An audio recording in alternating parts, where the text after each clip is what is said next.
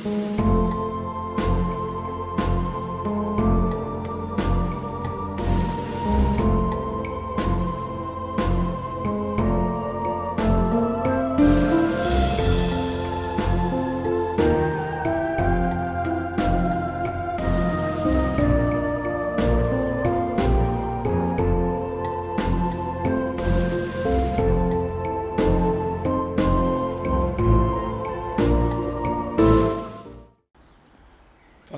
Samoa le nei Taeao fou.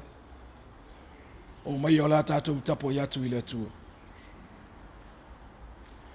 E lei ona vi atu i le ali, mai e fai pese ngai lo suafa le sisili e se. Ia tau atu i le Taeao lo walofa. Ia tau atu fo i le pō lo whamaon.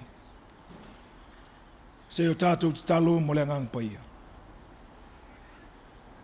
Aua nei ate i mātou le li ie.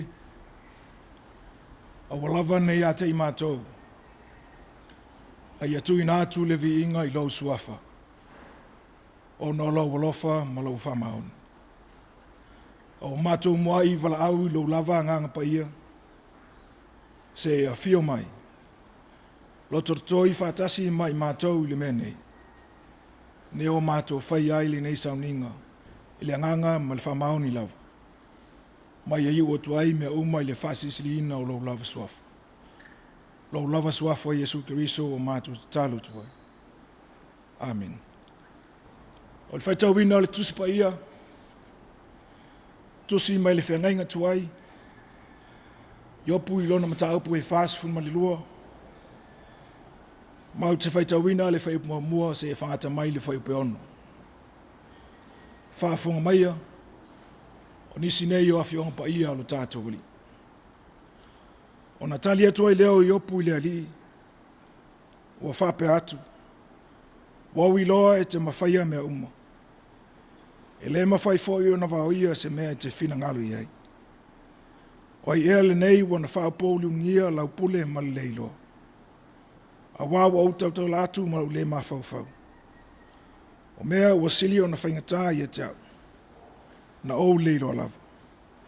Ie e whaafonga mai, o au o te tautala atu ai, o te fasili atu i ate oi, ai e whaeloa mai i ate au. Sa au whaalongo i ate oi, ri whaalonga o taringa, au le nei, o awa ai atu o mata i ate oi. O le mea lea o inu ino ai i ate au, o au salamoa fo i lefu efu ma le lefu lefu. Whamanuia tele mai le atua le whaitau ina o na whiong pa ia. Mai e tu mau pe lava i ate ia no na lava vi inga. Nei se i o i le whavavau lava. Amen. O le launga le suafa mamalu o le atua le tamaa. Le alo ma le angang pa ia. Amen. La mau o le matua i le tusi sa whaitau ina. Iopu lona mata upu e whasifun ma le lua. Mau te fia whaungaina le whaipu e lua. Mau te toi whaitau wina. Bo owi loa e te mawhaia mea uma. E le mawhai foi o na wau ia se mea e te whina ngalo i ai. Al manatu au tu e tu sai ma le whaitaunga o le tusi whaitau aso. O lo whapea mai. O lea o ngā upu i atea. Words fail me. Ato e tu se isi whaupunga whai ngofie. Le manatu au tu. Ona whapea lea. O le se tala e toi whai atu. Uofo. O le mangana. Fōringa wa aia ia. Sa oina o whasanga i opu ma le atua. Aina o nino le wa aia i opu i le atua. I le waia i loa tino ai. E sisi di ese lava le atua soifo. Wa sili lona malos. O lona poto malana pule awao. E awao i mea umlava. O i le langi ma le lalulang. Wa langona i opu lona whatau wa. E le tau masina lona lefu lefu.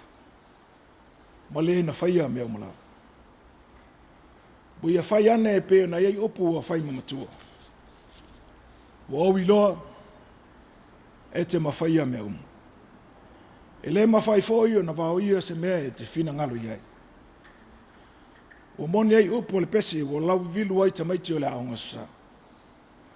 O le atua e te le, e malosi, e matau tia, e le aise mea e le mawhai o na ia whai.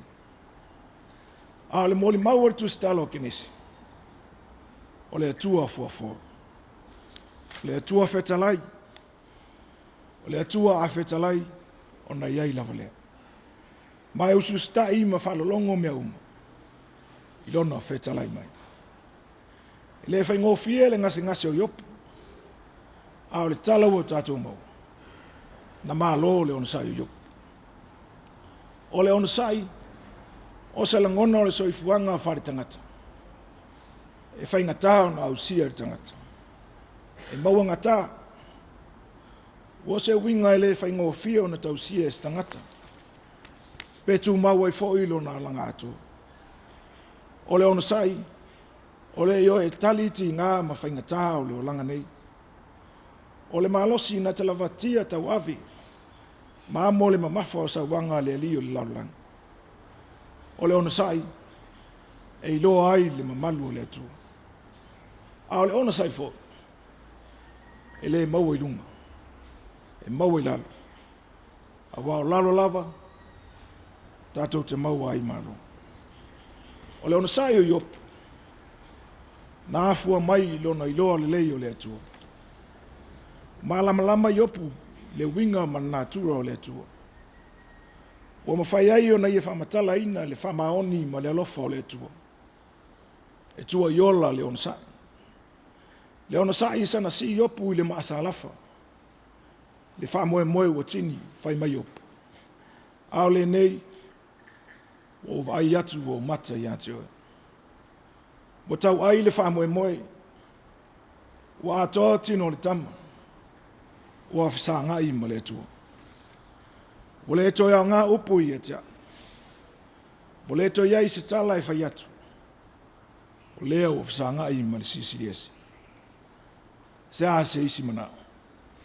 Leiti ioa a oso i lunga le tangata sa pipili ma vivi i le atua. Ua vai ona mata i le ofofongia ma le sisiriesi o le atua. Au le fisili. O le whea taimi o le soifuanga. E mawhai ai o ne vai atu i le atua. A oai ua whaalia iai mamalu le atua. O mamalu o le atua, o ona vavenga, o lona mana whaola, o lona sisiriesi, o lona whamaona, e lautua i lona alofa. O mamalu nā o le atua. Whaalia i le tangata e whamaoni i lona ona sa i reli. E le nā tia i le tangata e matau i le atua. Samoa ai. Tātou te whea ngai pēr ma whaingatā malu i tau o le ola nei. A o le facilitari. Nā sa tātou te tali atu ai i le atua. Pēo na whasanga i tātou ma puapua ngā ma whaingatā.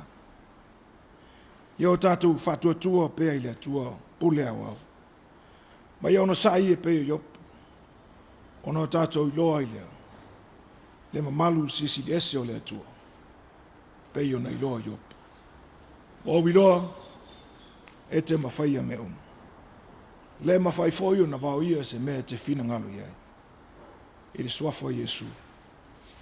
Amen.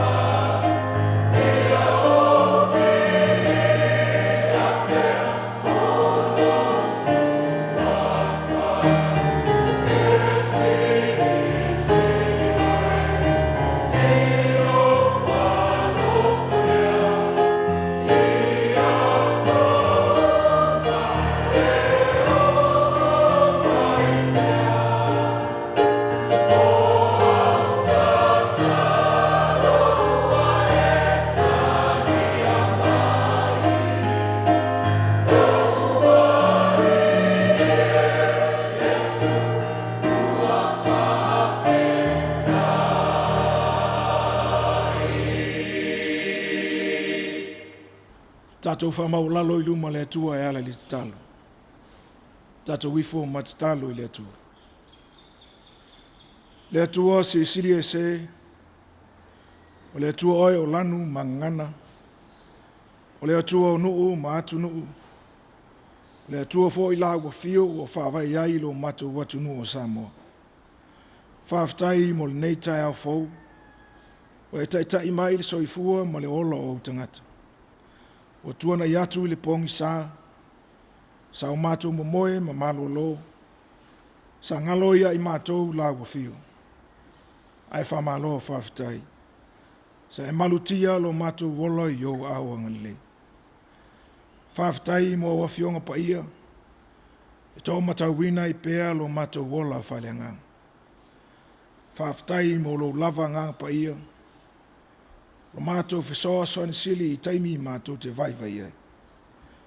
Whaftai le poto ma le ata mai, wa e whaasoa ina mai lo matou wola, o mawhai ei o no matou whaatino ina, fe au mga luenga wa e tutofi ai matou. Whaftai mo lau tau singa ma lau puipuinga I a Samoa ma ona tangata. Whaftai mo lau tama o ainga whaasoa mai I so se ala. Le ngata I la le tino, au whanumanga whaleanganga e ala mai I au omu. Whaftai mo mea sile te whaiapea mo I matou. Siri silo na matou whaftai e Yesu Keriso lo walupeli. Le whaolatanga na ia saunia mo I matou tangatang sala. Tu mo watu pea I la ua fio le vi inga, o le whamanu mo le whanetanga. Nei se I o I le whavavau. Matou te whato ese tama, a wawa whaia pea o matou loto, a wawa matou whatuatua na I la ua fio. Matou lavo le fotu o le anga masasei, o tofi matiute wa et tofi iai matou, o matou whaia lava I lo matou poto mo lo matou iloa. Toa matou fisilingia la ua fio, ina wasilinga tali seu lo matou iloa. Whamangalo lo matou wolo so ona whai ma le whamomo wa. Whamangalo mai matou, ono le titio lo matou whatua tua I la ua fio. Whamangalo lo watu nuu o Samoa, ma I maunga te tele se yo o I maunga iti. Tele manoa noa I o matou se ma whale tonu lumo la ua fio. Le tuwae lo matou tamaa. Ia mangalo I matou umo le toto na malingo lo walupele o Yesu Keriso. Matou tui pea le whaitito o lo walofa atu noa le ali ia. Liuli wala mai au whafonga alofa, ma e talia mai la matou vala au. So ni mai la ua fio I whamue ma lava singa o le nei aso. Ia awali tia mea uma le mana o la ua fio.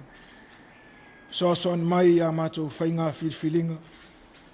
Ni o matou filifili whaatasi ma la ua fio e manu iai. Whaatasi mai la ua fio I lewa avea ma o matou taitai. Taitai tu tonu o le malo. Taitai o a inga ele ngata I lea o la weka le sia. Ia maua pēla lato tō whā ma le utanga lo loto. A wale manuia o Samoa ma o tangata. Mātou te talo mo mātou tamā ma tina mātutua. O e waloa aso o lo lato soifua. Ia fōa I pēa e la ua fio. Le ola malolo ina ma le fia. A wā tofi ma tiute wa e vala wini nhai. Whanau o whenga iei ma o onga le ngata I lea o ngā luenga. Ia iei leanga le lei o la ua fio. Mātou te talo fōi mo sio mātua tonu o Samoa. Ia iei le pui ngā mana o he tama. Ma ia malutia pēa Samoa I o au angalelei. Tumo mai o mātou lunga o manei, Samoa ma le laulangi atoa. Le manuia oe le atua tama, le lofa sisi ese o Yesu Keriso lo mātou li faula. Ma I mafutaina pēa I mātou e lou lava ngang pa ia. Nei se ia o I le whavavau lava. Amen.